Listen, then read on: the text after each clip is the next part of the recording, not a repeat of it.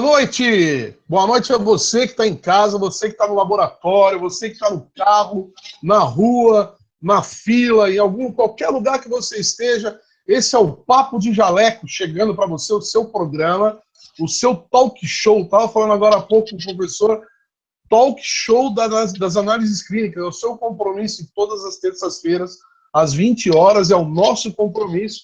Está trazendo até vocês personalidades como nós temos hoje, a presença do nosso grande professor José Poloni, uma autoridade no Brasil, talvez hoje um dos profissionais mais respeitados do nosso setor, atualmente em atividade, e está hoje conosco para falar. Aliás, o nosso tema de hoje é a primeira pergunta que eu já vou fazer para o professor Poloni. Poloni, boa noite. Muito obrigado pela sua presença. É um prazer ter aqui você com a gente. Mais um gaúcho vencendo aí as fronteiras do Brasil, né? Eu tenho o prazer de te anunciar e já vou te fazer a primeira pergunta, que é o tema do nosso encontro hoje, que é, afinal de contas, para que serve o exame de urina? Tá contigo, certo, irmão. Segue reto aí. Tá bom. Bom, primeiramente, obrigado, Caio. Obrigado pelo convite. É um prazer participar do... Tá sem som. Tá saindo? Tá me ouvindo? Não, tá beleza. Beleza? Primeiramente, agradecer o convite para participar do teu programa. Tá? Fiquei muito feliz com o convite e com a oportunidade. E também por tu me chamar para falar de uroanálise, que é um assunto que sempre tem bastante conversa sobre, mas a gente precisa melhorar o nível do assunto, né? A gente estava conversando um pouquinho antes aqui de entrar na programação, e o exame ele é muito desvalorizado, né, e desmerecido, enfim, no laboratório. A gente precisa mudar essa imagem, precisa mudar isso. Então, a pergunta é para que serve, afinal, o exame de urina? Né, eu acho que é muito importante o pessoal ter a noção de que o exame de urina é um exame de triagem. Essa palavra ela precisa estar ligada ao exame de urina. Ele serve para triagem. Triagem de quê? Triagem de doenças dos rins e do trato urogenital, diabetes e doenças hepáticas. A gente não pode pensar que ele vai fornecer um diagnóstico final de alguma patologia, né? Não é como lá, troponina, enfim, vai dizer que o cara está infartando, né? O exame de urina, ele fornece uma série de informações que vão nos ajudar a direcionar o que está acontecendo com o paciente. Então, ele é um exame que precisa ser feito no momento primário, por isso ele é até um dos exames do rotinão do laboratório, né, dos exames básicos do laboratório. Então, ele precisa ser solicitado no início mesmo, para a gente ver o que, afinal, que está acontecendo, porque ele fornece um panorama de uma série de informações que vão ajudar a direcionar o que está acontecendo com o paciente. Se o problema é renal, se ele tem diabetes, se ele tem doença hepática, se o problema renal, aí tem algumas informações que a gente consegue extrair melhor. Então, se o problema está acontecendo a nível glomerular ou não, a gente consegue, mas tubular, a gente consegue dizer isso com as informações do sedimento urinário. Então, a gente precisa ter o quê? Aí precisa ter uma metodologia padronizada, equipamento adequado, profissional bem treinado e comprometido em fazer sua atividade da melhor forma possível, né? Eu acho que são pontos muito importantes relacionados ao exame de urina. A questão, na tua opinião, essa desvalorização do exame, seria por essa relação, a teimosa relação custo-benefício do exame? O laboratório encara o exame de urina como um exame pouco rentável, por isso investe pouco? Seria essa a retroalimentação do exame de urina? Não? Olha, eu acho que assim, esse ponto eu acredito que pese bastante. A questão financeira, eu acredito que pese bastante na desvalorização do exame. É um dos pontos importantes, porque o laboratório, em geral, interpreta o exame de urina como um exame que ou dá prejuízo ou não dá lucro. Então, não compensa investir num microscópio com contraste de fase e luz polarizada, que é o padrão ouro para fazer o exame de urina, porque dizem que é um exame que não dá retorno financeiro para o laboratório. Só que aí, ao mesmo tempo que ele não dá retorno, ele é solicitado em larga escala. Né? A gente tem, dentro do meu contexto da Santa Casa de Porto Alegre, a gente tem 350 a 400 exames por dia. Então, é um volume bem considerável de exames, né? E dessas 350 a 400 amostras, tem 70 transplantados renais, 40 doentes renais todos os dias. Então, tem um número bem considerável de pessoas com doença renal grave que buscam o serviço da Santa Casa todos os dias. Então, na realidade, a gente precisa entender que o exame é útil, ele é solicitado pelos médicos, a gente precisa fornecer a melhor informação possível a partir daquela amostra, né? E trabalhar de uma maneira a imagem dele, não fazer ele de qualquer jeito, fazer ele seguindo metodologia padronizada e entendendo os elementos do sedimento para fornecer as informações que estão presentes na amostra. Então, esse ponto financeiro, ele é muito importante, eu acho que sim, mas existem outros pontos que são importantes, que tem um grande número de universidades que não tem a disciplina, a atividade acadêmica de uroanálise. Então, tu aprende o exame de urina dentro da bioquímica ou dentro de líquidos biológicos, em geral. Inclusive, esse foi o meu caso. A urinálise, o meu também. Eu fiz faculdade na UFSC, né, para farmácia e bioquímica, e na minha época a uroanálise era dentro da bioquímica, era bioquímica 2, parte dela era uroanálise. Eu tive também muito pouquinha uroanálise, foi assim, não deu uma semana de aula de uroanálise na universidade. Então, o que acaba acontecendo é que a gente não é apresentado ao exame, ou quando é apresentado ao exame, é apresentado a ele de uma maneira, assim, mais ou menos, né?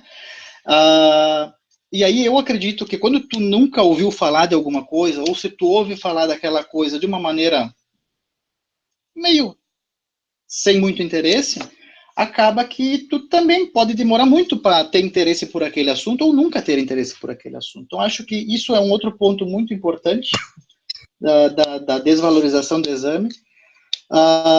Tem mais outros problemas. O exame de urina, como ele foi o primeiro exame feito lá na antiguidade, e ele teve um início, porque a única maneira de tu obter uma amostra era, enfim, tu não tivesse tirar sangue, tu ia dar uma machadada no cara para tirar o sangue, né? Tira uma espada, né? Tira uma dúvida a respeito dessa parte histórica do exame de urina, se isso é uma lenda ou se é uma verdade. Sim.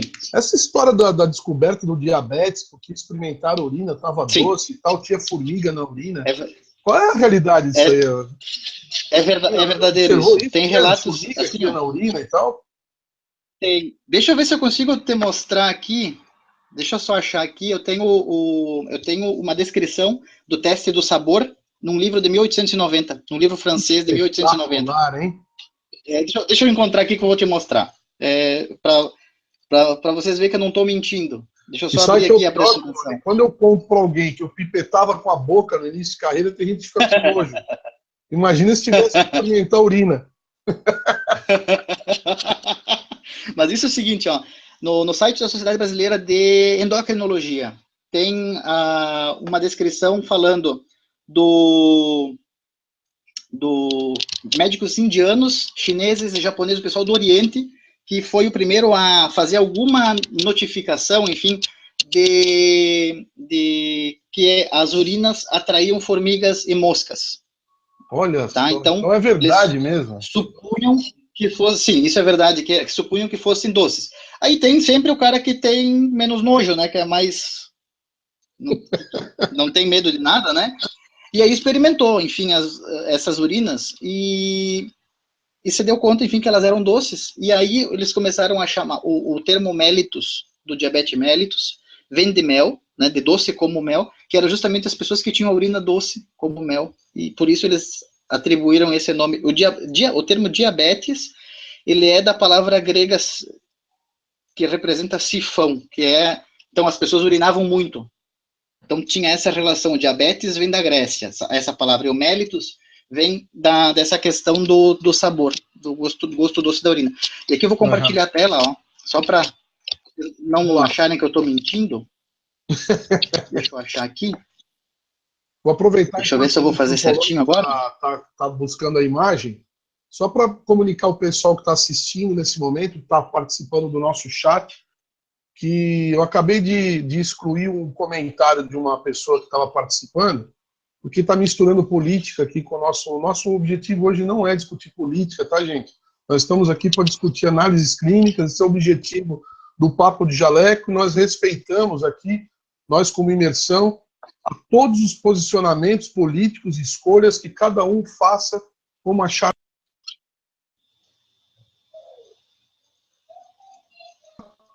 Opa, voltei? Voltou. Ah, tá. Desde que queira efetivamente o melhor para o nosso país. Então, por favor, contenham-se em relação aos seus posicionamentos políticos, tá bom, gente? Vamos lá, achou a imagem aí, cara? Eu tinha aberto num PDF, mas não funcionou. Eu estou abrindo em PowerPoint. Tá. E aí tem que funcionar. Então, eu vou puxar, enquanto você está procurando botar a imagem, eu vou te fazer uma pergunta que, na verdade, é uma mistura do que você falou no comecinho sobre a questão do investimento no exame de urina, somado à questão da necessidade para se fazer um gold standard de urina, você precisaria de contraste de fase, de contraste de fase e polarizada, né? Isso já traria para o laboratório um investimento, nós estávamos conversando antes na faixa aí dos R$30 mil, mais ou menos, né? 30, 40 mil reais, um equipamento completo. Com câmera, e o Fabiano Moser, que está nos assistindo aqui, nos acompanhando, ele está fazendo uma pergunta, que eu vou até te fazer, vou juntar na mesma pergunta. Se 40 mil reais, 30 mil reais é considerado um investimento alto pelo laboratório para se realizar o exame comum de urina, ou parcial de urina, ou sedimentoscopia urinária, ou exame de análise de sedimento, o Brasil também tem um monte de EQU, e urina tipo 1, né? Isso. O que dizer acerca da automação total do exame de urina? Então a pergunta dele é o que você acha desse exame, e eu queria que você dissesse o que você acha e a questão do custo-benefício disso. Bom, assim, ó, a minha opinião particular sobre o investimento em microscópio, eu tenho a seguinte, eu me baseio no fato do meu microscópio do laboratório ter em torno de 20 a 30 anos. Agora não o ano que ele é. Mas assim, eu tenho um microscópio Carl Zeiss muito bom, que faz luz polarizada, mas ele é antigo, tá? E independente de quanto tenha custado ele já fez milhões de exames de urina. Ele já se pagou muitas vezes nesse período. Um microscópio é um equipamento que, quando a gente compra ele para o laboratório, se ele for bem cuidado, tu nunca mais vai precisar comprar outro. Tu vai ter ele pro tempo que tu trabalhar no laboratório, tu vai ter aquele microscópio. O teu filho que herdar o laboratório vai trabalhar no mesmo microscópio.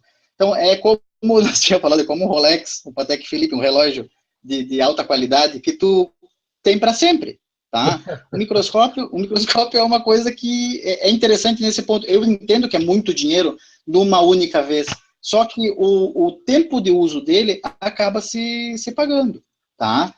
E aí, a questão da automação é o seguinte, ó. A automação tem algumas versões. Tem automação com citometria de fluxo, tem automação com fotografia do sedimento. E aí é o seguinte, as automações, em qualquer trabalho que vocês forem procurar de validação de equipamento, que foi desses que vem sendo lançados, sempre vai concluir da seguinte forma: eles são muito bons, mas em geral para amostras limpas. Ou seja, a automação, eu acho fantástico, tá? E aí depende do tipo, os equipamentos que são baseados em fotografia, tu consegue trabalhar com ele como se ele fosse um microscópio, tá? Então, tem isso de muito interessante, tá? Tu tem equipamentos com qualidade de imagem muito boa, tem outros que não têm qualidade de imagem tão boa. Eu não vou falar de marca nenhuma, não vou falar bem nem mal de ninguém, tá? Mas assim, ó, tem uns, aí tu vai no congresso, a pessoa te mostra a tela do equipamento, aqui a imagem é muito boa, a imagem não é boa, tá? Aí eles tentam te dizer que é boa, mas tu nitidamente vê que não é boa. E Quer tem te outros que induzir, né? têm Quer boa te qualidade induzir. de imagem. Como? Quer te induzir que é boa, né? Quer te dizer que é boa, mas não é boa. É imagem borrada. A imagem do microscópio é uma imagem com muito alta qualidade. Precisa ser, senão a gente não consegue ver os detalhes dos elementos, né? E aí, assim, a automação, até os softwares de reconhecimento dos elementos, eles ainda precisam ser bastante aprimorados. Se a gente parar para pensar que existe automação para hemato há quantos anos? 40 anos? Ah, sim. Talvez 30, 40 anos? Então, a automação da hematologia, ela... Contar os primeiros contadores Os Coulter, da década de 70, então, tranquilamente. a automação da hematologia, ela já atingiu uma maturidade, assim, ela já tem uma qualidade bem interessante. A automação da uroanálise, ela surgiu, com fotos de sedimento, como se fosse um microscópio, ela é de 2007, se não me engano. Então, é uma coisa mais recente. E os softwares de reconhecimento, eles precisam ser aprimorados continuamente, né? Então, assim, ainda se está numa fase inicial, mas os equipamentos são muito bons para liberar rotinão. Então, se tu tem um volume grande de amostras de pacientes ambulatoriais, um volume grande mesmo, né? De pacientes ambulatoriais, porque ele não é barato, tem uma O cubetinha que e tal, você eles são chamaria, para o relativamente pessoal caros. ter uma noção, o que você chamaria de volume grande? 1.000 Olha, amostras? tem lugares, não, na realidade não, por Ou menos? ali, 350 a 400, para fazer tudo na Tá. mão, que nem é pesado, tá? Porque, assim, nós temos muitos doentes renais, então as nossas amostras são muito cheias de informação, né? Então, eu vou conseguir com o equipamento liberar com segurança e rapidez mais ou menos metade, talvez 60% das amostras. Eu vou ter que revisar uns 40%. Agora, se o microscópio tiver o equipamento tiver uma qualidade de imagem, eu posso trabalhar nele, né? Então eu não preciso fazer a lâmina no microscópio, eu posso trabalhar nas imagens, isso é possível, tá?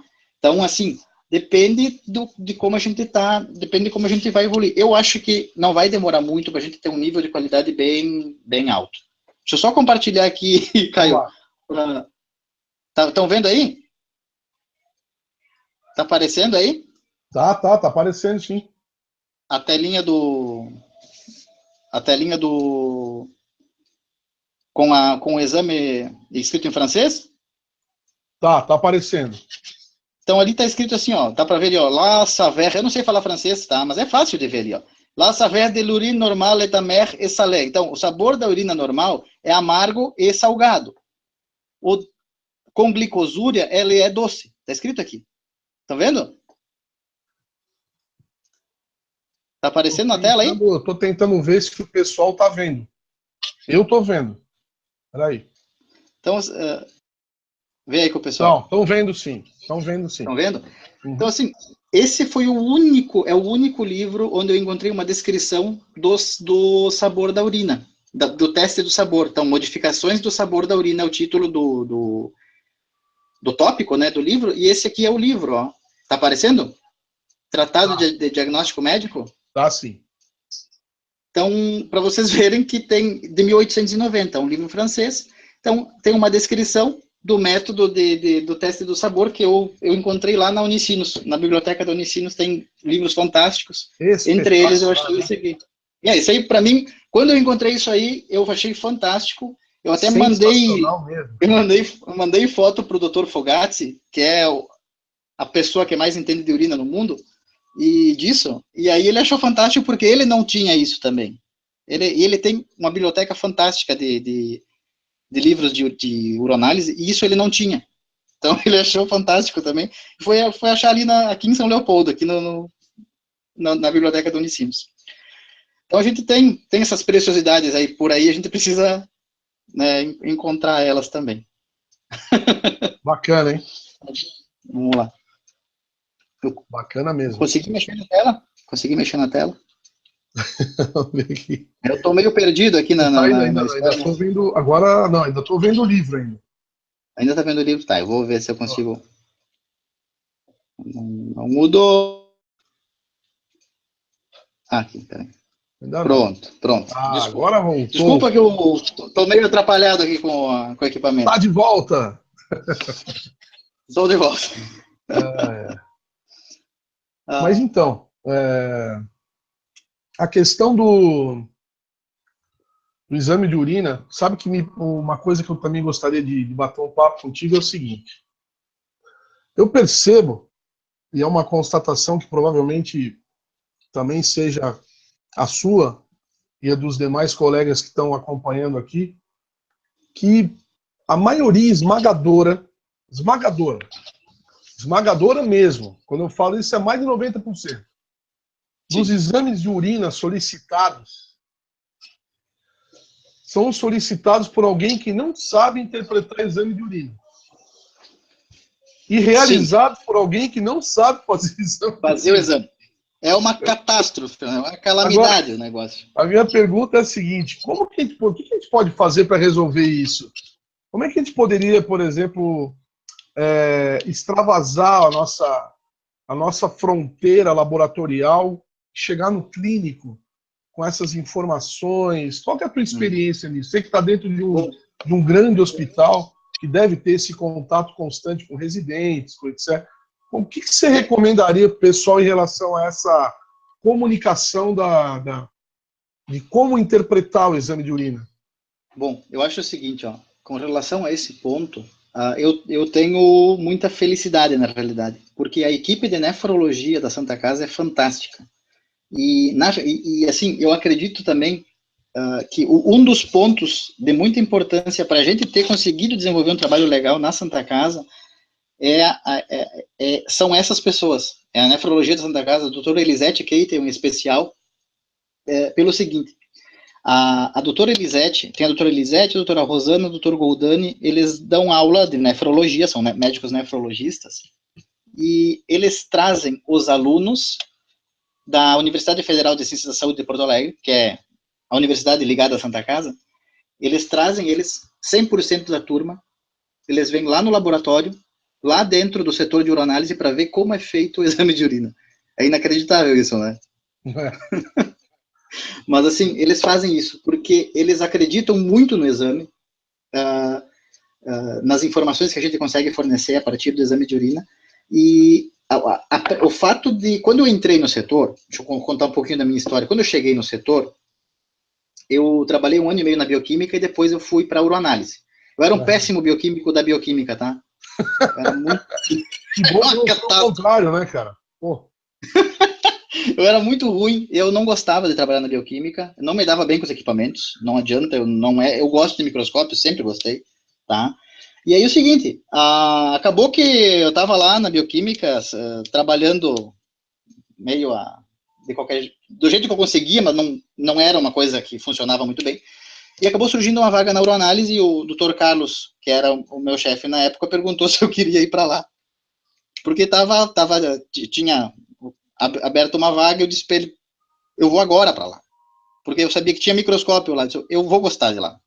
Né? Só que assim, como eu falei no início, eu tive uma semana de aula de uroanálise, não tive nada de uroanálise na faculdade. Então eu aprendi fazendo. O que acontece com a maioria das pessoas também, e é muito ruim, né? Daí tu imagina, tu chegar lá, tu tem uma noção ridícula dos elementos, tu sabe, te ensinaram a ver lá algumas coisas, célula escamosa, leucócito, hemácia, cilindro de Elino, cilindro granuloso, cristal de oxalato de cálcio, ácido úrico, fosfato tríplico, bactéria, levedura, e aí te vira, vai fazer o exame. Tu recebe o treinamento, mas as pessoas que te treinam também não têm muito conhecimento, né? Então te passaram algumas coisas que eles sabiam, né? E aí o seguinte, aí tu tá lá, aí logo no início aparece a doutora Elisete com a turma de alunos da medicina, para eu explicar o exame para eles. E aí eu fiquei assim, nossa senhora. Isso é a primeira coisa, as coisas que me vieram na cabeça, de bom, existe alguém que olha o exame que eu faço de verdade. Existe uma pessoa que senta e olha os resultados que eu Nada emito. como um momento de Né? lucidez nessa hora, né? Exato. Eu digo, bom, o exame é importante para alguém, né? E aí eu digo, tem uma pessoa que fornece a amostra, que é o paciente. Então, né? Essas coisas já eram básicas, né? O paciente, a questão da gente estar fazendo trabalho, mas existe uma pessoa que interpreta de fato, ela existe, ó, eu estou enxergando ela aqui na minha frente, ela não é uma entidade, ela existe aqui, ó, ela utiliza a informação que eu forneço. Então, eu preciso fornecer informação com a maior qualidade possível, essa pessoa está trazendo os alunos dela para ver como eu faço o meu trabalho. Então, isso, para mim, acho mais importante saber que a equipe de nefrologia da casa, ela tinha interesse no exame. E tinha interesse nos exames do laboratório. Eu sei que, às vezes parece ridículo, só que até aquele momento eu não tinha enxergado, de fato, quando tu enxerga a pessoa que lê uma coisa que tu escreve, tu enxerga de outra forma. Porque é como tu escrever uma carta e a pessoa vai ler a carta que tu escreveu. Tu não gosta de escrever uma carta com erros, né? Tu gosta de escrever uma carta correta, uma carta que sem erro de português, uma carta bem escrita. Então, o laudo do exame que tu vai emitir, ele tem que estar bem escrito, tem que estar bem feito, tem que ser claro. A pessoa tem que entender, eu tenho que conseguir transmitir o que tem na amostra daquele paciente para aquela médica, para ela poder fazer o diagnóstico e ajudar aquele paciente. Então, isso foi fundamental. E eu ando fortemente, mesmo que haja resistência da equipe médica, num momento inicial, mas se tu for estudar o assunto, se tu te dedicar àquele assunto, tu dominar o assunto, como é preciso que a gente tenha um domínio do assunto lá dentro do laboratório. Quando tu for conversar com o médico, vai ser uma coisa legal, porque ele vai te dar a visão dele, do que ele precisa, e tu vai dar a tua visão do que tu consegue fornecer de informação. Então, isso é muito importante, tá? Esse contato é fundamental, ao meu ver. Fundamental. Contato com a equipe médica, a interdisciplinaridade, que é tão falado, né, o tempo inteiro, não só com a equipe médica, com a enfermagem também, com os técnicos, com todo mundo que trabalha. Todo mundo tem seu papel dentro da instituição de saúde. Todo mundo é importante, né, uma cadeia de informações de pessoas que estão envolvidas para ajudar os pacientes no fim das contas, né. Ótimo. Então, Polônio, vamos algumas perguntas do pessoal aqui? sim, por favor. Vamos lá. Primeira pergunta deixa eu ver de quem aqui, Helder Fortes, grande Helder, o líder do grupo Análises Clínicas Brasil no WhatsApp, com mais de 1.500 Deus o livre. Desses grupos. Helder, eu não sei mais se o Helder trabalha, ele só está administrando o grupo hoje em dia. Helder pergunta o seguinte: pela coloração de Steinheimer-Malbin, é possível predizer neoplasia urotelial? Assim, ó, a coloração, primeiro ponto, a coloração no Brasil não é utilizada na rotina de uroanálise, tá? No Japão é utilizada na rotina de uroanálise. A coloração, ela é muito interessante para tu conseguir evidenciar núcleo das células tubulares renais, por exemplo, tu consegue ver bem o núcleo, consegue ver, às vezes, até alguma outra organela, alguma condensação de proteína dentro da célula, os núcleos dos neutrófilos, tu consegue ver bem direitinho. Então, assim, a coloração, ela ajuda bastante a tu conseguir ver detalhes que com a microscopia de campo claro tu não consegue ver, tá? O contraste de fase também, no caso, contribui nesse sentido, tá? Agora, para fazer o diagnóstico em si de, como é que é? Neoplasia urotelial. Olha, as células... Aqui eu vou ver o que é isso. Não, a gente encontra, aparece células com anomalia, aparecem no sedimento urinário, né? As células de tumor de bexiga, de tumor de ureter, enfim, normalmente tu vai encontrar, quando o paciente que tiver essa patologia fizer o exame de urina, tu vai encontrar células que têm formatos bizarros, em geral, elas são diferentes do usual, mas é difícil de tu fornecer um diagnóstico somente baseado no exame de urina. Seria esse tipo de diagnóstico normalmente... o famoso presença ou ausência? Já teria algum significado? O que eu faço é o seguinte: quando eu encontro uma célula que tem um aspecto muito diferente dos elementos que normalmente a gente encontra, dos elementos conhecidos, eu costumo colocar no laudo a seguinte observação: a critério clínico sugere-se a realização de análise citológica de urina. Porque aí o paciente coleta uma nova amostra, ele vai lá no laboratório de patologia, e aí eles fazem todos os procedimentos de triagem e análise da amostra que envolve o médico patologista no fim para a emissão do laudo. Então, ele vai conseguir dizer se o cara tem carcinoma urotelial ou não. Mas que as células aparecem nas amostras de urina, mesmo sem coloração, aparecem. Né? Mas eu acho que é complicado a gente fazer um diagnóstico. Uma coisa muito complicada, né? Eu acho que esse tipo de diagnóstico normalmente não fica dentro do exame nosso exame comum de urina. Né? Ele vai lá para a patologia. Eu costumo sempre dizer, e é uma discussão bastante polêmica, essa questão de diagnóstico, né? Eu costumo dizer que de uma enorme pizza, nós somos uma fatia. Ela pode ser grande ou pode ser pequena, e muitas vezes ela pode ser até a pizza inteira. Mas é difícil dizer que só com o resultado do laboratório você vai fazer um diagnóstico. Perfeito. Né? Perfeito. Eu acho que o laboratório tem cada dia mais contribuído para um diagnóstico melhor. A medicina evoluiu muito, assim como o laboratório evoluiu muito, mas ainda não é dizer, não é repetir aquela velha frase que a clínica é soberana, nada disso. Mas é dizer que o somatório é soberano. Né? Perfeito. Conjunto de informações, né? O resultado dos exames, a imagem, todo aquele pacote de informações é que vai levar, então, o médico ao diagnóstico correto. Né? Perfeito. A tua opinião é a mesma? Não, eu concordo. Eu também acho que isso também, os próprios médicos têm essa opinião também. Eles também não acham que uma informação só ela vai ser definitiva. Né? Tu tem que ver o conjunto de informações. Né? Por exemplo, só para citar uma situação dentro da uroanálise, hemoglobina positiva na tira reativa. Né? É sangue na urina. Não, nem sempre. A mioglobina reage com a almofadinha da hemoglobina. E aí, se tu tiver, por exemplo, 3 ou 4 cruzes para hemoglobina, aí tu vai para o sedimento, a urina escura, tu vai para o sedimento, não tem hemácia. A creatina quinase do cara está lá em 40 mil. A creatinina já está subindo também. Provavelmente, esse cara aí, ele não é hemoglobina que está reagindo na almofadinha. É mioglobina. Então, ele estava fazendo insuficiência renal aguda, secundária rabdomiólise, provavelmente. Tá? E aí, na realidade, a informação, se eu for pegar só a informação da hemoglobina, é sangue na urina, que na realidade não tem nada a ver com essa situação. Então, a gente precisa ver o conjunto de informações para fechar o que está acontecendo com o paciente. Né? Eu acho que é por aí mesmo. Tu tem que ver todo o contexto, né? Para conseguir extrair as informações de maneira adequada e correlacionar elas. Né? Por falar em almofadinha, né? A próxima pergunta do Fabiano Moser, o Fabiano está empolgado hoje aqui, é a seguinte: percebo que a automação sempre confunde hemoglobina com nitrito. E o mesmo, já coloca o mesmo, né, o equipamento já coloca nitrito positivo, porém não tem contagem bacteriana compatível.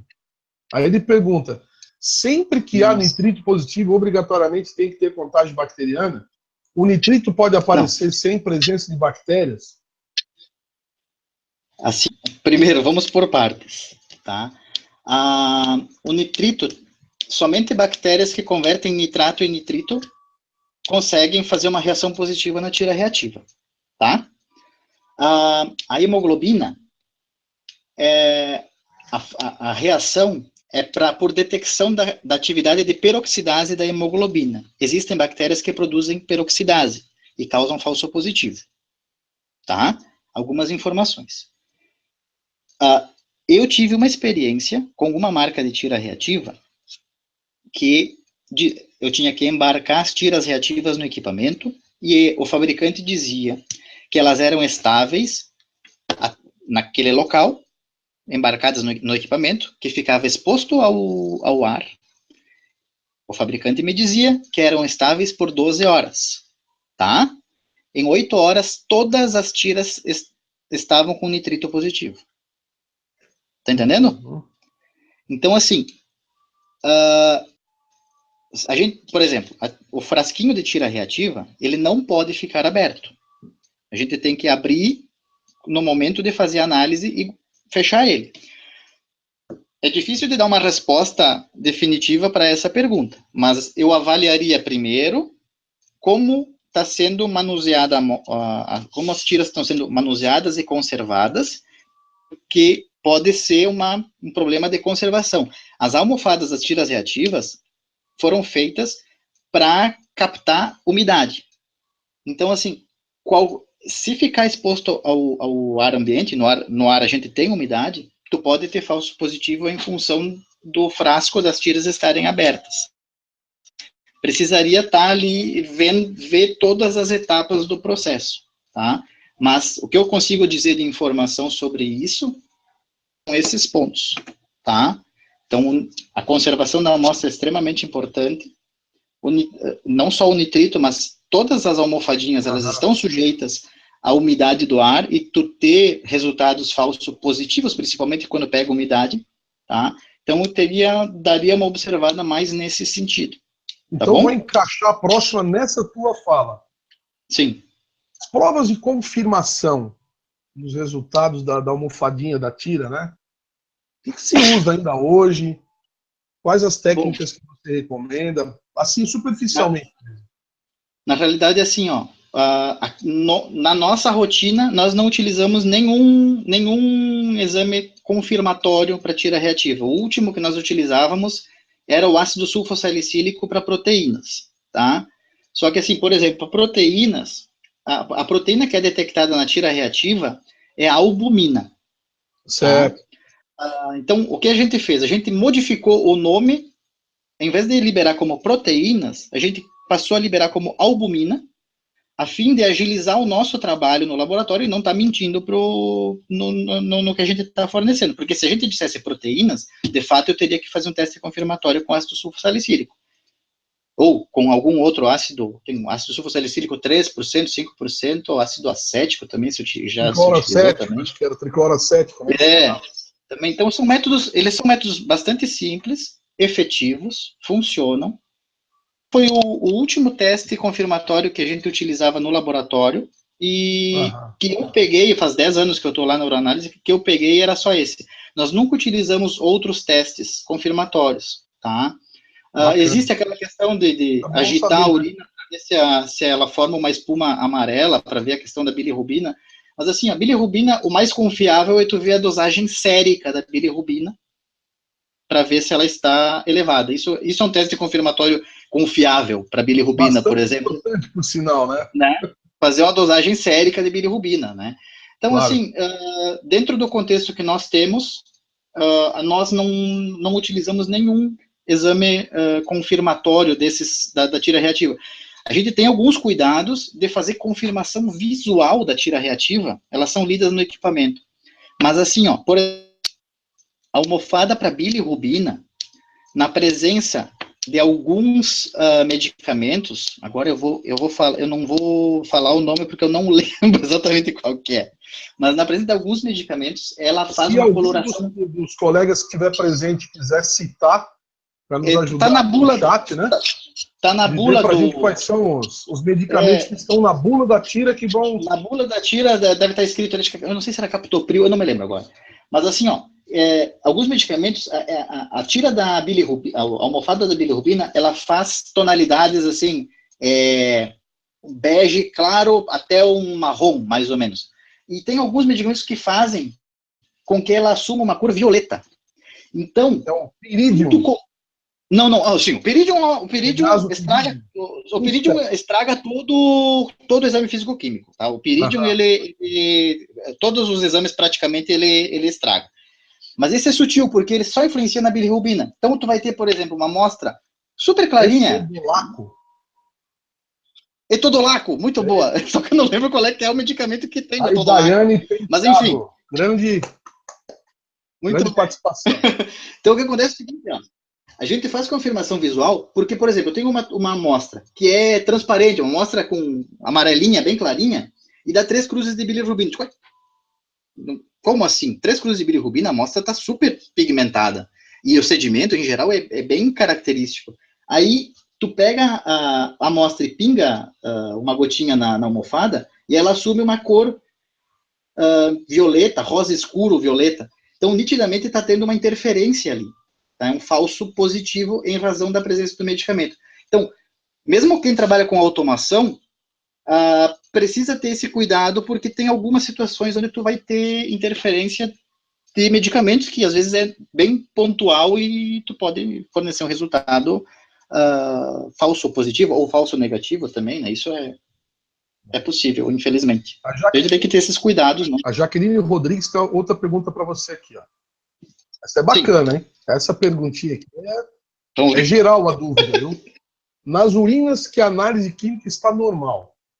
Tá? Falar, passou a tira, papapu, densidade, tudo normal. E após a centrifugação não formou sedimento. Visual, né? Provavelmente. Vale a pena ir para o microscópio ou não? Olha, assim, ó, eu, dentro pelo menos da minha rotina, tá? Eu tenho um monte de amostras onde tem o físico-químico bonitinho, não tem nada no físico-químico, tá? Normalzinho. Aí eu vou lá pro sedimento e eu tenho célula tubular renal, eu tenho cilindro hialino granuloso, cilindro hialino. Cilindro hialino não é patológico, tá? Só que ele aparece em quadro febril, em quadro de desidratação, mas ele é matriz para os outros também, tá? Mas eu já cansei de encontrar célula tubular, elementos, assim, ó, uma coisa bem importante de novo, que com relação à proteína e cilindro. A proteína da tira reativa é a albumina, a proteína do cilindro é a proteína de Thom-Horsfall, são proteínas diferentes. Então, é possível eu ter algum cilindro na amostra e ter um resultado negativo na tira, isso não é impossível, tá? Então, acontece. Eu, sinceramente, prefiro fazer a conferência microscópica, porque já, muitas vezes, a gente tem elementos importantes. Claro, perfeito. Na maior parte das vezes, eles vão estar em menor quantidade, tá? Só que, às vezes, é um elemento que aparece ali que te dá uma pista para alguma situação que está acontecendo ou que vai acontecer para dar adiante, né? Tu já faz um registro no laudo do paciente da presença de determinados elementos, né? E aí, no histórico, às vezes tem doenças, tem assim, ó, aí não necessariamente assim, mas o paciente tem hematúria microscópica, tá? Persistente. Fazer uma busca pelas hemácias dele com cuidado, que provavelmente vai ter dismorfismo ali, tá? Só que assim, aí o cara pode biopsiar o paciente e não vai achar nada. Porque a patologia, às vezes, é alguma coisa relativa à pressão, relativa à membrana basal glomerular, que é mais fina, e aí ele teve a passagem das hemácias por ali e elas sofrem modificação, ficam dismórficas, e tu encontra lá uma ou outra. Então, tu tem uma pista, né? Só que tu não... É mais para frente que tu vai ter a manifestação da patologia, tá? Mas eu acho que é interessante ter um registro, isso o Thomas Hades dizia, que a urina... Só Thomas Hades é o papai do xixi. É, o papai do xixi. Então, ele dizia que a urina, o órgão, né? Quando o paciente morre, o órgão vai para o patologista, tá? Só que a urina, dia a dia, mês a mês, ano a ano, ela te fornece um reporte de informações do paciente e te dá um panorama do que acontece com ele. Então, pode ser que uma informação daqui, que é pouco significativa nesse momento, ela vai explicar lá a patologia que se desenvolveu daqui a alguns anos, né? Então, eu acho que é válido. Toda informação, tem a sua relevância, desde que a gente saiba como interpretar ela também. Excelente. Bom, mais perguntas. Tem um monte de perguntas, cara. Vamos lá, vamos respondendo, então. Antes de repassar as perguntas, estamos alcançando, nesse momento, 90 espectadores nessa noite de terça-feira. Que espetáculo isso! Que legal!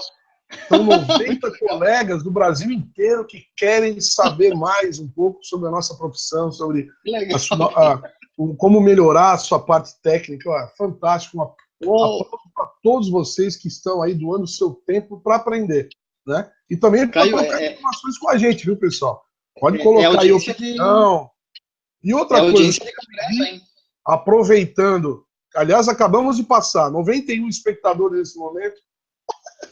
Aqui assim, ó, onde está o meu dedo aqui apontando, tem uma bandeirinha vermelha escrito inscreva-se. Se você está gostando do Papo de Jaleco, inscreva-se ali, clica naquele botãozinho, colabora com a gente para que a gente tenha cada vez mais colegas recebendo informações a respeito dos nossos eventos, nossos vídeos, dos nossos Papos de Jaleco, tá bom? Mas vamos Caio, lá. É audiência de congresso isso, hein? É De quase um congresso congresso. brasileiro, cara. É É uma audiência de aula, congresso brasileiro. de congresso. Olha, tem aula Pô, de legal. congresso, chega a metade disso, né? É. O Caio está perguntando se tem algum consenso. Eu vou deixar essa resposta para a hora que você for falar do livro, tá? Então eu vou pular Tá essa bom. pergunta do Caio aqui. O Helder está perguntando o seguinte: qual a padronização em relação às cores e até que ponto os médicos estão levando esse critério como relevante? Bom, Tá assim, boa ó. também essa, hein? A questão de cores, ela está em desuso a nível mundial, tá? As cores da urina, eu vou falar aqui, eu acho que vocês vão concordar comigo, tá? Cor da urina. Se a urina é verde, beleza, o cara tomou Cepurim, é uma urina de cor medicamentosa, tá? Pode eventualmente influenciar em alguma parte do exame físico-químico. É uma informação relevante, mas tu coloca lá no laudo, urina de cor medicamentosa, exame físico-químico prejudicado pela pigmentação intensa da amostra, tá? Urina de paciente que tomou piridium, fica laranja, às vezes depende do momento, né, fica quase vermelho, às vezes amarelo intenso. Prejudica o exame físico-químico. Então, urina de cor medicamentosa, exame físico-químico prejudicado pela pigmentação intensa da amostra. Urina hemorrágica, urina vermelha, lá, hematúria grosseira, urina de aspecto hemorrágico, exame físico-químico prejudicado pela pigmentação intensa da amostra.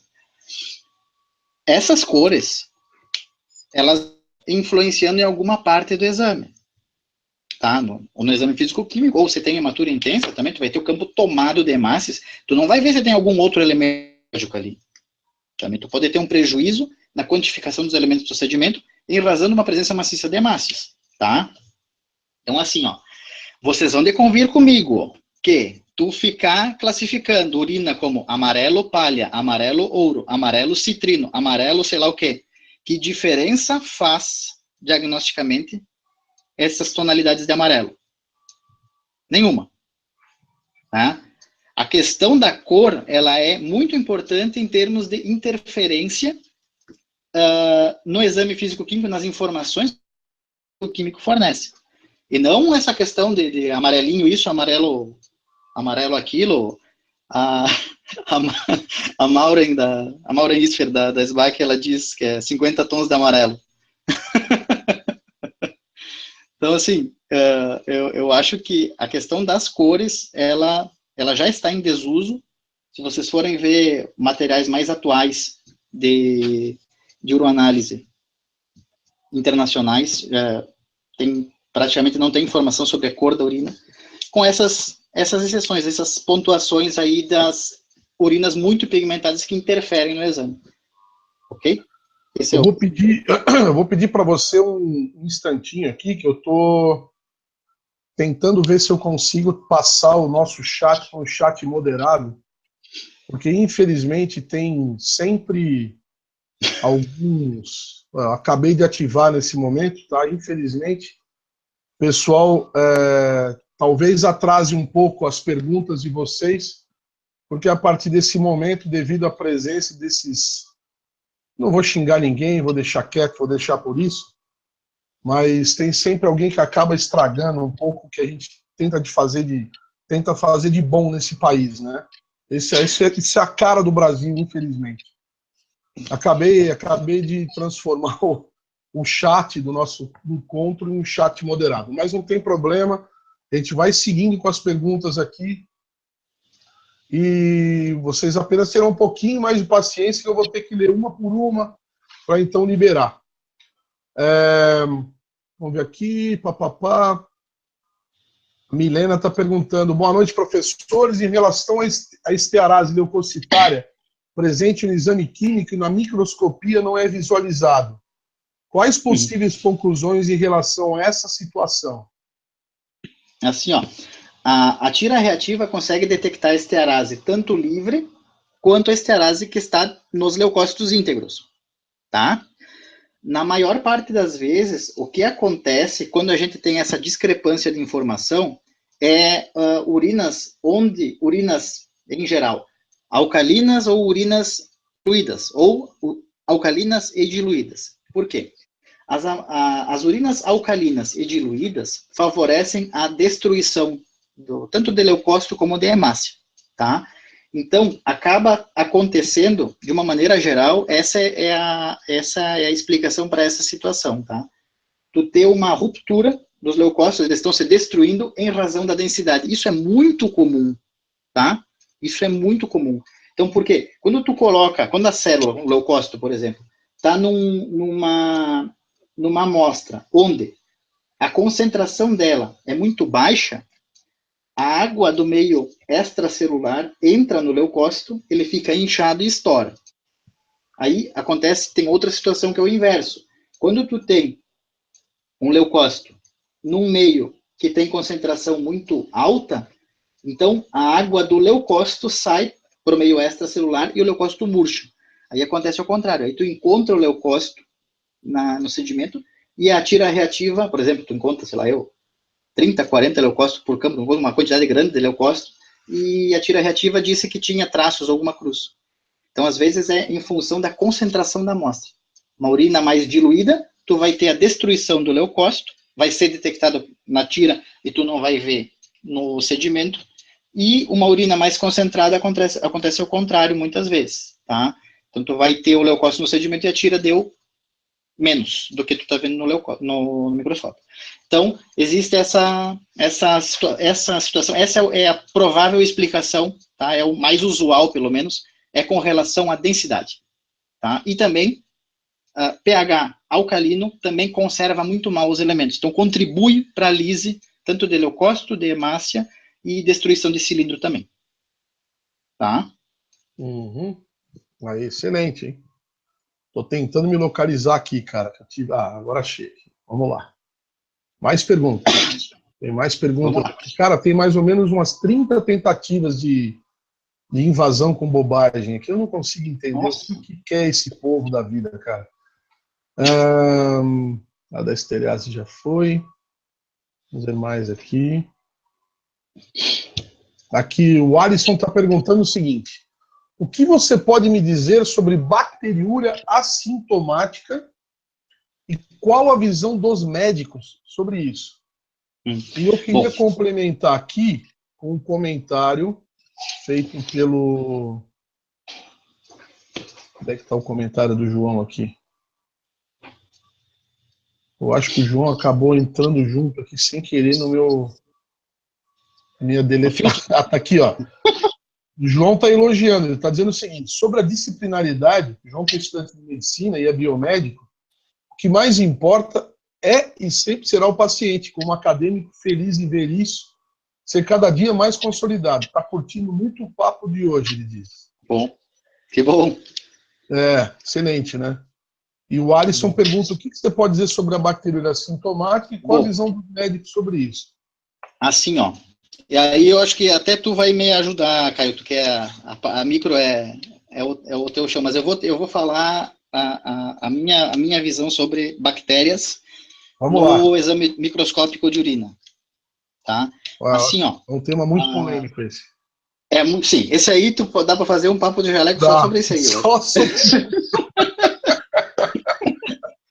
Aliás, eu já adianto aqui, na próxima terça-feira, vocês que estão no ar aqui acompanhando, estará conosco o professor Carlos Albini, uma das maiores autoridades no Brasil em uricultura, estará presente conosco. O doutor Albini, que é dono da Nilprov, para quem não conhece, é o proprietário da empresa Nilprov, estará conosco para falar sobre isso, tá?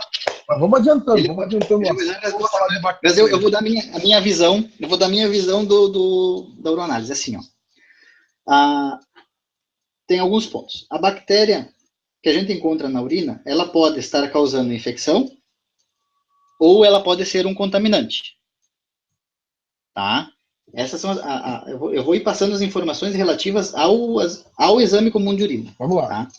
Aí é o seguinte, a gente observar bactérias na amostra de urina não quer dizer necessariamente que o paciente tenha infecção. Perfeito. E eu não visualizar bactéria na urina não quer dizer que o paciente não tenha infecção. Perfeito, doente. Tá? Aí eu vou falar mais uma outra coisa. Tem uma menina que está fazendo o mestrado dela ali coletando os dados ali no laboratório. E a gente fez, eu me testei no caso, né?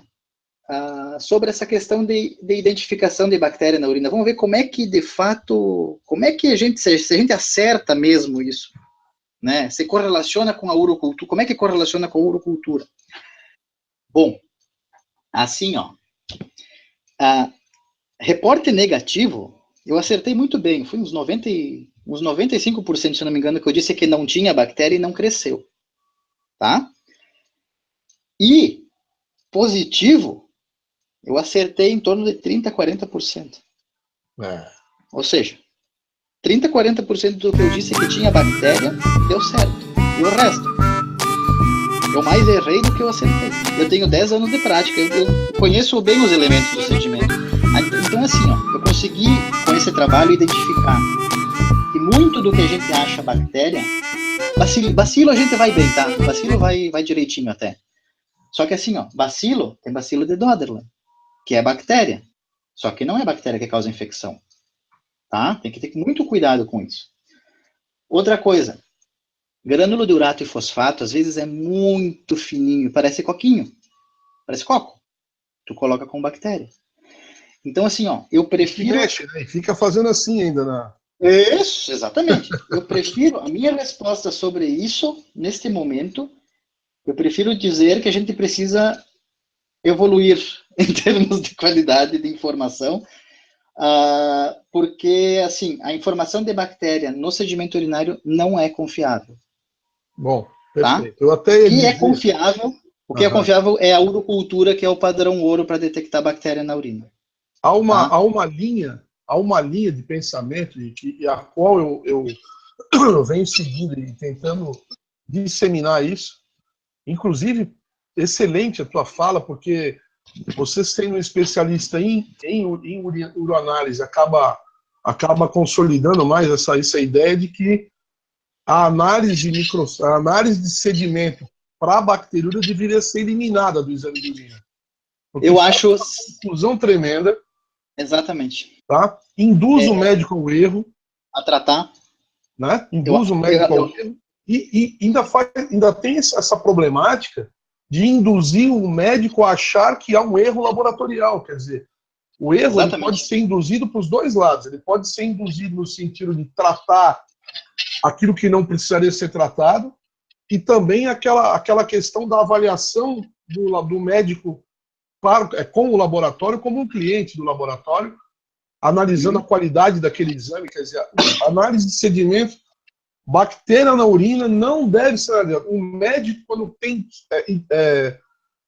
suspeita de uma infecção de trato urinário, peça urocultura. Urocultura, exatamente. Urocultura. E outra, pessoal de laboratório, não ousem não semear a urina. Tá? Porque assim como está sendo dito aqui, a questão de que no sedimento urinário, muitas vezes a urina era límpida, não tinha nenhuma alteração química, havia alterações, presença de células importantes. Com baixa contagem, você pode ter infecções urinárias importantes também, com bactérias que são extremamente patogênicas e mais, início de infecção, com pouco leucócito, ainda com pouca resposta inflamatória, e a mania do laboratório de estar triando tudo, tentando economizar dinheiro de tudo que é jeito, tem que tomar muito cuidado com isso. Essa pergunta foi muito interessante, e o teu comentário encaixou perfeitamente com o que eu penso, cara. E agora eu vou te mostrar uma coisa aqui. Deixa eu mostrar uma coisa aqui. Estão vendo aí? Opa, sim, estou vendo. Estão vendo? Tá bom. Vai lá, Caio, tu responde para mim. O que é essas estruturas que estão apontadas pelas flechas? Deixa eu aumentar para mim aqui, que eu tô com a janela pequenininha aqui, peraí. Vamos lá. Então, as estruturas apontadas pelas flechas. As pequenininhas? Redondo ali. O que é isso aí? Pelo tamanho. Bom, pode ser até tricomonas, mas tá com cara de... Diria que é leucócito, vai. Não, hã? O que tu acha? Aqui nessas as bolinhas? Flecha. Apontado pelas flechas. Não, vamos dizer que é leucócito, alguma coisa assim. Tá, era isso que eu queria que tu respondesse. Ótimo, beleza. Olha só. Isso aqui, gente, é uma foto de um sedimento onde tem bactéria, né? Dá para ver que tem bactéria aqui, né? Bacilos, né?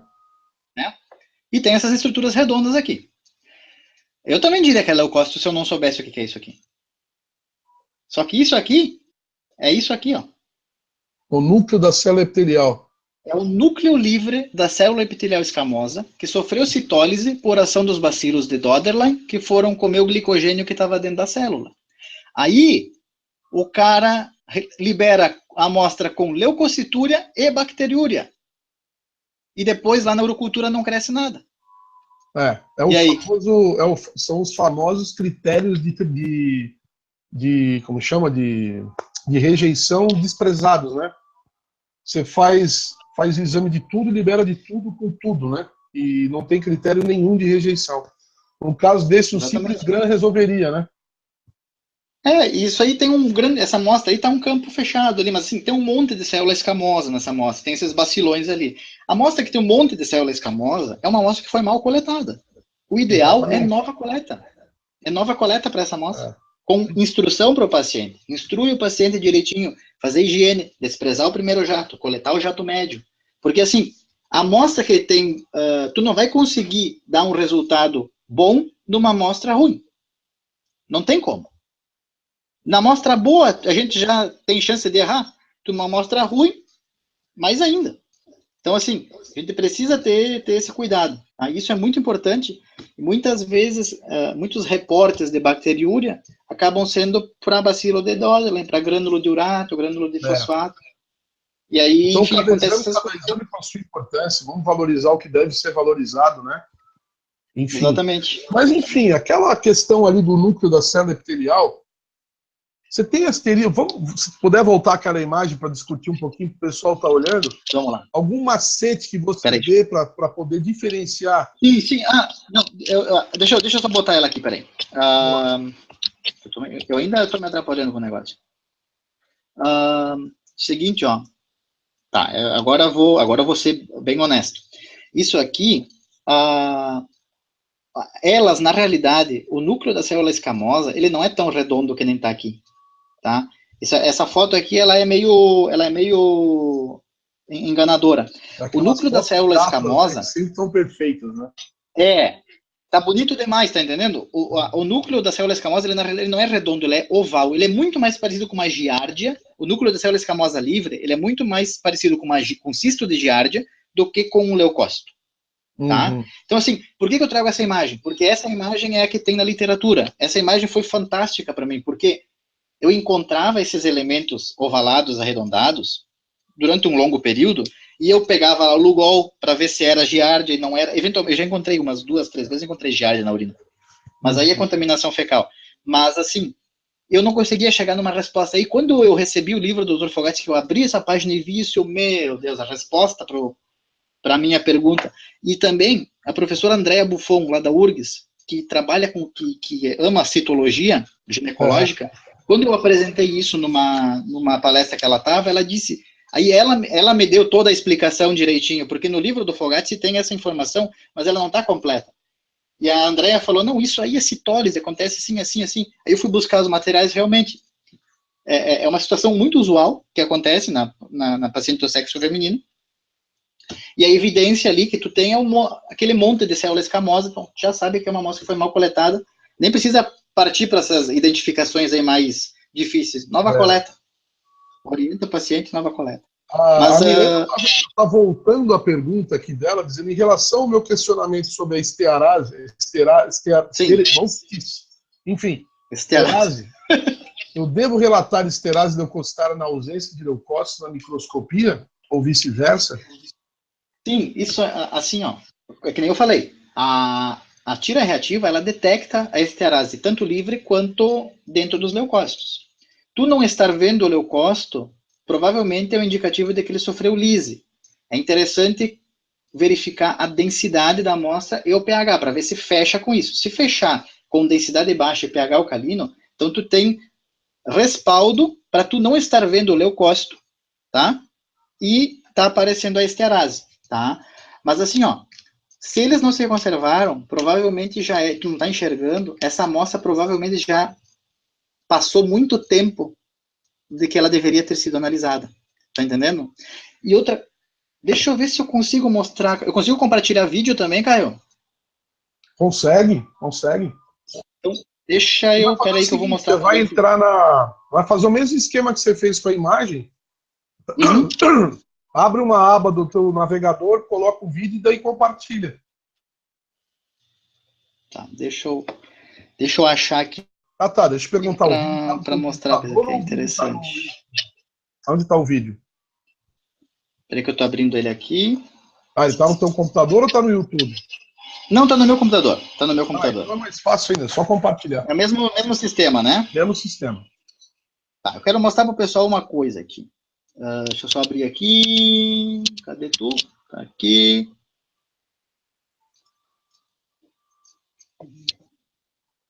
Enquanto isso, Não já sei se tem ele gente não tá aqui, aparecendo, cara.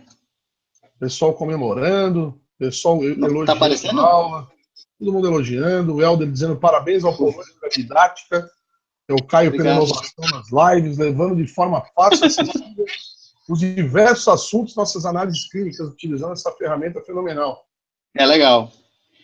Tá vendo o filme, Caio, não? Não? Tô vendo o filme sim, tô vendo. Tá aparecendo um campo microscópico aí? Tá aparecendo, não, ainda não apareceu o filme. Tá aparecendo o lugar que ele está hospedado. Ah, então acho que eu não vou A conseguir mostrar, pasta. não. Peraí. E agora? Não, Aí, agora também não. sim. Agora tá. Tá aparecendo? Tá, agora Tá, tá. olha. Tá bom. Olha só, então, o seguinte, ó. Isso aqui é um campo microscópico em contraste de fase, Uhum. tá? Todas essas coisas que estão brilhando são leucócitos, essas coisas redondas aqui, tá? Que estão brilhando aqui. Então, vocês reparem que o vídeo tem 2 minutos e 7. Essa amostra aqui tem densidade 1.010. É uma urina com densidade já baixa, tá? Eu vou passar para frente só para vocês não acharem muito chato. Aqui está no fim do vídeo, vou dar um pause aqui. Estão vendo os leucócitos? Vocês lembram como eles estavam no início? Ó, eu vou voltar, ó, a mágica. Eles estão íntegros. Estão vendo? Uhum. Sim. E o avanço, eles estão lisados. Os Sim. leucócitos se destruíram nessa urina que é alcalina. Isso aqui, se não tiver contraste de fase, eu não enxergo nada dessas coisinhas pretinhas aqui. Então, eu reporto como negativo. Isso demorou 1 minuto e 54 para acontecer. Aham. Ou seja, né? Essa Imagina a amostra, quantidade quando eu disso que montei, passa pela gente direto, né? então, quando eu montei, quando tu monta essa amostra, monta a lâmina, tu colocou ali, se tu olhar logo, talvez tu veja. Só que assim, como se tu não tem o recurso do contraste de fase, fica difícil de tu conseguir enxergar esse tipo de situação. Isso eu demorei muitos anos para me dar conta disso, muitos anos. Eu fiz esse vídeo, mandei pro pessoal, pros caras de fora que eu tenho contato, achando que seria uma coisa fantástica, né? Eles disseram, didaticamente é fantástico, mas tu não publica isso em lugar nenhum. Ninguém vai ter interesse nisso. Só que é uma coisa que é importante, é interessante, né? E ajuda, mas ajuda justamente, isso serve para aula, serve para mostrar. Então, por exemplo, tu tá no plantão, veio a amostra de urina, tu preparou ela, chegou um líquor, tu larga a urina lá no microscópio, foi fazer o líquor, chegou o hemograma, tu foi fazer o hemograma, aí tu lembrou, esqueci de fazer o EQU, vou lá fazer o EQU, a lâmina já tá no microscópio mesmo, tu chega lá não tem mais nada. Aí, às vezes, dá esse tipo de discrepância. Não estou dizendo que é o caso dela exatamente assim, mas é uma possibilidade do que ela está descrevendo. É uma possibilidade do que está acontecendo. É a lise, a destruição dos leucócitos na lâmina que tu está preparando. Então, se sabe que a densidade influencia, mas provavelmente tem um fator de pressão, a lamínula, pressionando aquela amostra, os elementos que estão naquele espaço pequenininho, contribuindo para a destruição deles, porque senão os leucócitos iam se estourar direto na amostra, né? Eles estão estourando na lâmina. Então eu acredito que tem um fator de pressão envolvido nisso. Eu não tenho como provar isso, mas eu acredito que tem um fator de pressão envolvido. Uhum. Tá? A Guilherme Baldes, nome bonito, hein? Pergunta o seguinte: medicamentos bacteriostáticos interferem também na urocultura? Sim, né? Efetivamente, qualquer coisa que interfira no metabolismo bacteriano, vai interferir na urocultura, né? O Juliano está perguntando... Eu nem precisei responder. Nem precisei responder. O uso do termo piúria maciça e usual, é usual ou indica-se uma diluição para a contagem de leucócito? Não, piúria, o termo piúria, ele se refere a quando tu tem quando tu tem leucócitos na urina. Piúria maciça é quando tu tem uma quantidade muito grande de leucócitos na urina, tá? Então, essa denominação, piúria, ela se dá para uma amostra que tenha um monte de leucócitos. Basicamente... Também eles usam isso aí também, né? De usar piúria, né? Não, piúria... não. Olha, piúria, leucocitúria, mas piúria usa ainda, sim. Ainda usa? Piúria tem sim, tem bastante trabalho, assim. É o termo Como? correto? Seria o termo correto, na tua opinião? Sim, é um termo que pode ser utilizado. Eu encontro isso com regularidade. Não é uma coisa que sumiu, é uma coisa que se usa bastante ainda. Uhum. Daiane Maria Penteado della Bianca, foi a cara que respondeu a questão do medicamento naquela hora. Por favor, por gentileza, né? Comente sobre a leucocitúria na qual não há crescimento bacteriano na urina, na cultura. Bom, assim, ó, isso é uma pergunta boa, tá? Porque assim, ó, é um dos problemas do EQU isso aí também. O pessoal associa sempre o leucócito com infecção bacteriana do trato urinário. Uhum. O leucócito é uma célula inflamatória, tá? O principal leucócito que a gente encontra na urina é o neutrófilo, tá? E o neutrófilo está presente tanto em processos inflamatórios de origem bacteriana ou de origem não bacteriana. Inclusive, por exemplo, o mecanismo que gera as glomerulonefrites, em geral, ele envolve um processo inflamatório mediado imunologicamente. E a célula que faz a agressão à membrana do epitélio glomerular é o neutrófilo. Tá? Então, assim, tu pode ter neutrofilúria, ou leucocitúria, ou piúria, sem ter bacteriúria. O que acontece é que, na maior parte das vezes, a leucocitúria está associada à bacteriúria. Tá? Na maior parte das vezes. Mas não necessariamente isso é verdadeiro. Tu tem o neutrófilo aparecendo várias exceções, né? Sim, inclusive, tu tem ele, assim, ó, tu pode ter tuberculose na via urinária e tu vai ter um crescimento negativo e tu vai ter leucocitúria, né? E tu tem uma bactéria, né? Só que é uma bactéria que não cresce na urocultura. Infecções por bactérias sem parede celular, que não aparece também na microscopia convencional, né? Que pode também... Aí os ureaplasmas e micoplasmas da vida. Sim, os outros que a gente não consegue detectar. Então tem uma série de outras hipóteses aí, né? Mas, assim, é importante lembrar do leucócito como uma célula inflamatória, que, em geral, quando tu tem um processo infeccioso, gera uma inflamação, né? Mas é importante fazer essa diferenciação porque existe o momento que a gente tem o leucócito sem ter a bacteriúria associada. Uhum. Aí, deixa eu ver o que mais aqui temos de pergunta. O João perguntando, a rejeição... não, ele está comentando. Na verdade, ele deve estar lembrando da última vez que a gente conversou no laboratório. Está dizendo o seguinte, a rejeição da amostra é uma medida pouco comercial, pouco marqueteira, né? Mas muito respeitável. Achei excelente, ele disse. Ele está convencido. É verdade. Às vezes o santo de casa não faz milagre, né? O que mais aqui? O Marcelo, deve ser o Marcelo Milagres, deve estar perguntando, está com o nome de Laboratório Rocha Milagres aqui, colega lá de Minas Gerais, grande amigo. Como fazer identificação segura das células tubulares renais por microscopia convencional? Então tá, vamos mostrar. Deixa eu pegar aqui. Marcelão, não foi hoje que você pegou o cara, hein, Marcelão? O cara é bom. Preparado, menino. Deixa eu ver aqui. Você tem a foto aqui. Cadê a foto? Ainda tem a pergunta da Ana Paula que eu não posso deixar de fazer aqui, senão ela vai ficar brava. Olha só. Bom, primeiro, vamos lá. Peraí. Compartilhar. Eu esqueço de compartilhar, cara. Esqueço do negócio. Mas já tô melhor, já tô melhor. Apareceu aí? Sim, apareceu. Então, aqui nesse slide a gente tem 3 células epiteliais tubulares renais vistas com contraste de fase, tá? Vamos por partes. O que é muito importante? As células tubulares renais que geralmente a gente vê na amostra de urina, elas são do túbulo proximal, tá? E são exatamente essa morfologia celular aqui. A gente enxerga elas arredondadas e o núcleo ocupando grande parte do espaço, tá? Então a gente tem um núcleo bem proeminente, né? Em geral também um pouco deslocado pro lado, não necessariamente, mas um pouco deslocado.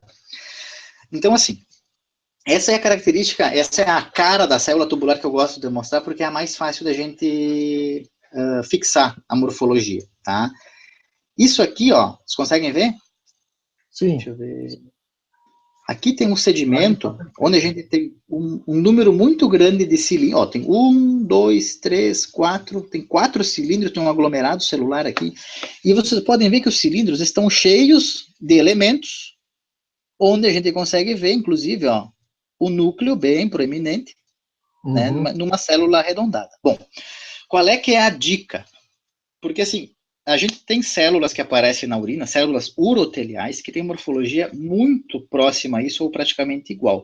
Qual é a dica que o próprio Dr. Fogazzi que me deu essa dica? Para tu conseguir identificar com segurança se o sedimento tem células tubulares renais ou se elas são uroteliais, tu tem que observar o contexto dos achados. Se tu tiver um sedimento onde tu tem várias dessas células arredondadas com núcleo grande, e tu não tem nenhuma outra evidência de elementos de origem renal, como, por exemplo, cilindros granulosos ou cilindros contendo essas células dentro deles, então, tu tem uma situação onde o sedimento indica que essas células têm origem urotelial.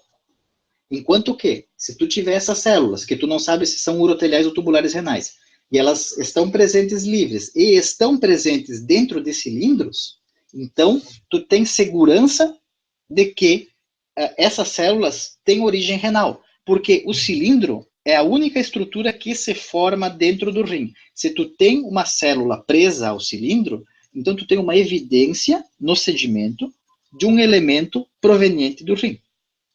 Então, é muito importante que se observe o contexto dos achados, mais uma vez, não é uma só informação, é o contexto de informações.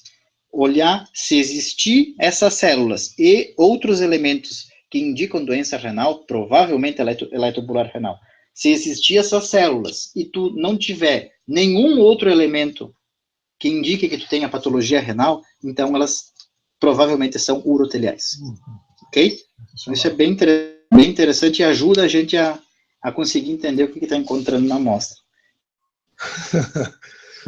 Andréia, a penúltima pergunta de hoje, que a última vai ser a da Ana Paula. Ela diz, boa noite, qual a sua opinião sobre a leitura dos sedimentos e dispositivos tipo Cassel? Olha, esse é uma das alternativas que existe. O pessoal inventa vários mecanismos de trabalho, né, para o laboratório.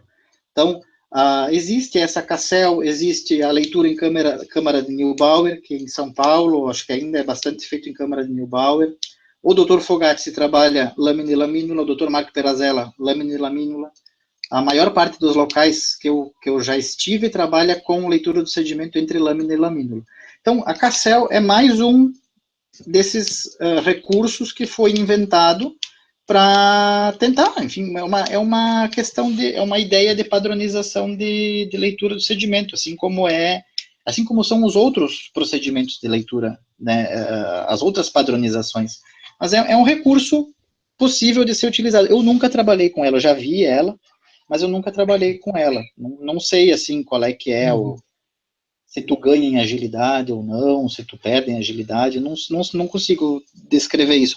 Mas tem trabalho publicado com elas também, então é um recurso, assim como é a câmara, as lâminas, o equipamento, enfim, é um recurso utilizável.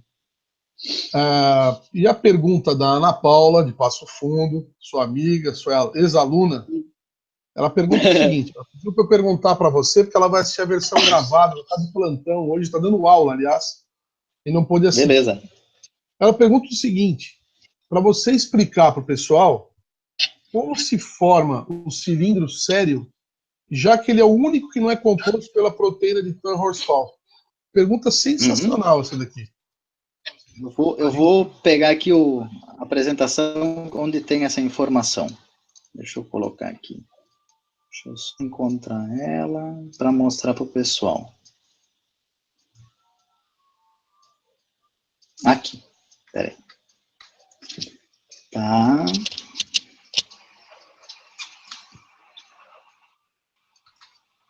Assim, ó.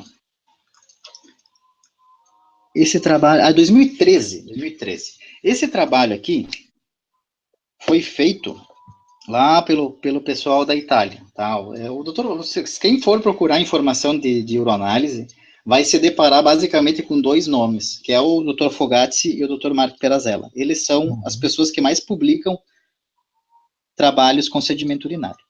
Então, assim, ó, o cilindro sério, até 2013, se acreditava que ele era um cilindro que era o último estágio dos cilindros dentro do rim. Então, se acreditava que ele era um cilindro granuloso, epitelial, leucocitário, enfim, um cilindro que esteve muito tempo dentro do rim. Por quê? Sempre isso, aí a segunda informação estava certa, assim, porque tu encontra o cilindro sério, basicamente, em pessoas que estão com insuficiência renal. Ele é um indicativo bem importante de insuficiência renal. Ele é uma informação de gravidade, uma informação grave que a gente encontra no sedimento, o cilindro sério, tá? Só que é o seguinte, nesse trabalho, eles utilizaram, aqui tá escrito, ó, eles utilizaram anticorpos contra a proteína de Tan-Horsfall, que é a proteína que forma todos os cilindros de matriz hialina, tá? Aí eles encontraram o seguinte, eles encontraram que todos os cilindros de matriz hialina, o anticorpo contra a proteína Tan-Horsfall se liga a eles, tá? E, então, concluíram que esses cilindros eram formados pela proteína Tan-Horsfall. Entretanto, a proteína Tan-Horsfall, os anticorpos contra a proteína Tan-Horsfall, não se ligaram aos cilindros de matriz séria. Então, eles concluíram que o cilindro sério é formado por outro tipo de proteína que não é a proteína Tan-Horsfall.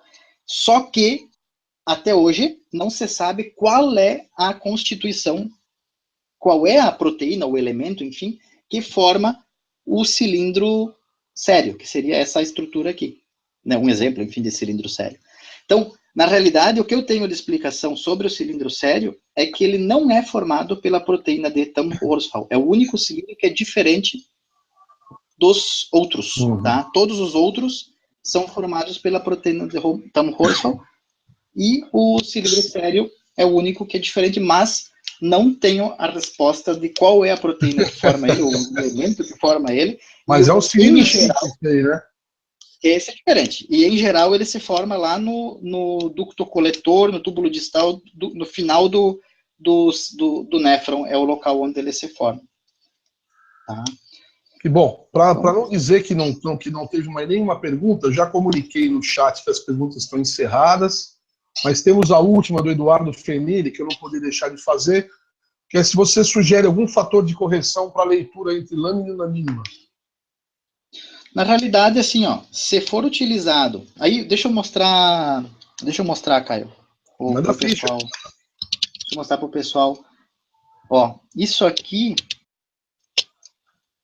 Esse livro aqui, pessoal, eu escrevi o capítulo de sedimentoscopia dele. Tá? Ele foi publicado no congresso do ano passado da Sociedade Brasileira de Patologia Clínica e Medicina Laboratorial.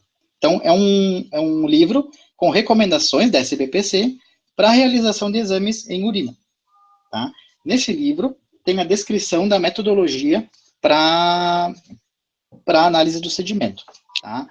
A análise do sedimento, que está descrita nesse livro, foi embasada na publicação do Dr. Fogazzi.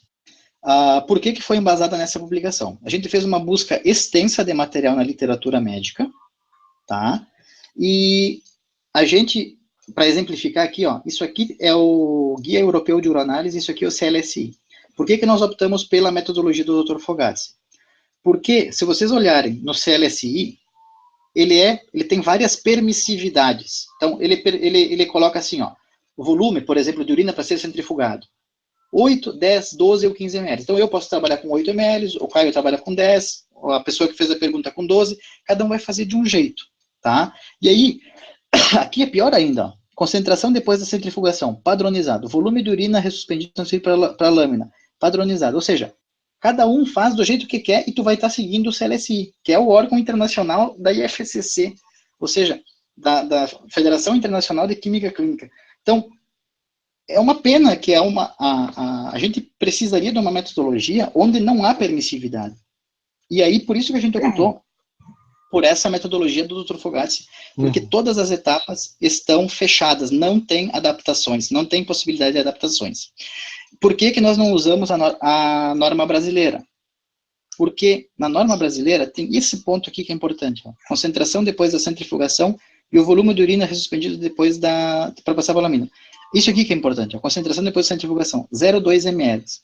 0,2 ml, vocês precisam entender que isso está referindo a gente retirando o sobrenadante, com aspiração.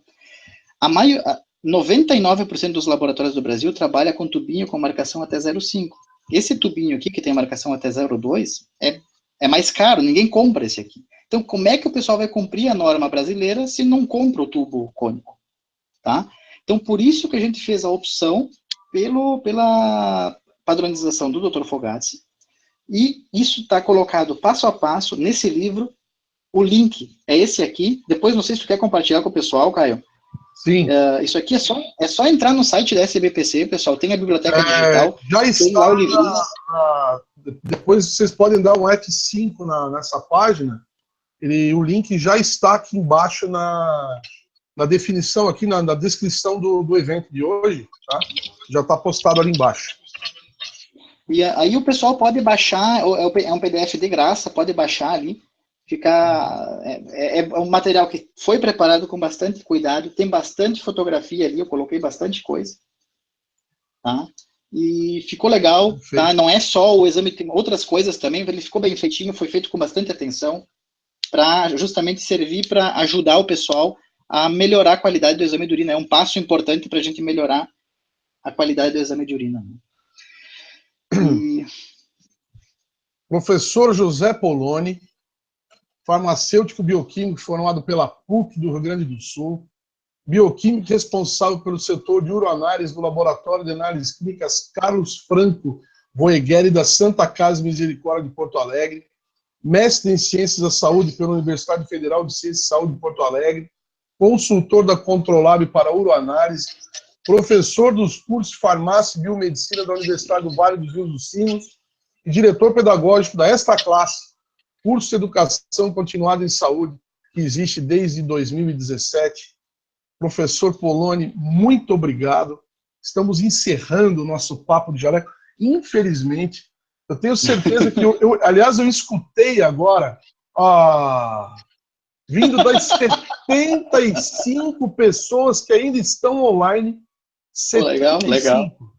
Chegamos hoje ao recorde dos nossos eventos, batemos o recorde hoje, chegamos a um momento em que tivemos 99 pessoas, quase chegamos no 100, quase batemos no 100, 99 acessos simultâneos no nosso bate-papo de hoje. Se você quiser deixar alguma consideração final, deixar a tua mensagem para o pessoal que está assistindo, fica à vontade. Bom, eu quero agradecer novamente, Caio, pela oportunidade. Que nem eu falei durante a conversa, aí, a audiência é uma audiência de congresso brasileiro. 99 pessoas é muita gente, numa terça de noite, às 9, é muita gente. Tá? Então eu fico extremamente feliz. Eu espero ter... na verdade, a gente ia falar sobre os padrões clínicos, só que a gente nem falou, mas eu acho que o mais interessante... Conversa. Nós vamos bater mais um papo ainda. Beleza. Eu acho que assim, análise, né? Perfeito. O mais importante é justamente esclarecer que o pessoal tem bastante, né? E eu acho que quem está fazendo as perguntas está interessado em trabalhar melhor, né? O mais importante que a gente tem a fazer é ajudar os pacientes, né? trabalhar com a maior qualidade possível para ajudar os pacientes. E espero que as perguntas que foram feitas, eu acho que ajudou a sanar um pouquinho as dúvidas, né? E, quem sabe, mudar um pouquinho a visão sobre o exame. O exame é bonito, gente.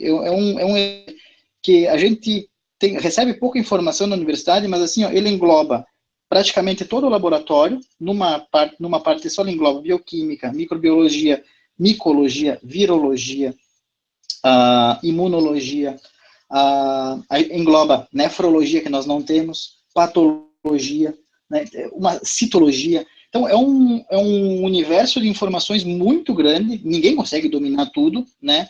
Mas a gente vai buscando o máximo de informação para tentar ir deixando com o menos furo possível a história, né?